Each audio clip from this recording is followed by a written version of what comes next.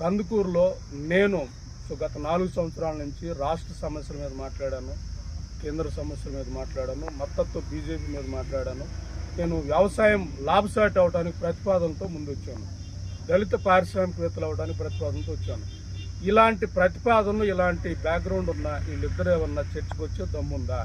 అలాగే MP candidate వచ్చేకి కొప్పులరాజు గారు ఎవరైతున్నారో ఆయన విధానాలు ఏం డెవలప్ చేశాడు, ఆయన ఏం చేశాడు, ఆయన ట్రాక్ రికార్డ్ ఏంటి, మద్యపాన నిషేధం కాడి నుంచి, వయోజన విద్య కాడి నుంచి, గ్రామీణ ఉపాధి కాడి నుంచి ఆయనతో ఈ విజయసాయిరెడ్డి కానీ, ఈ వేమిరెడ్డి ప్రభాకర్ రెడ్డి కానీ చర్చకు వచ్చే దమ్ముందా?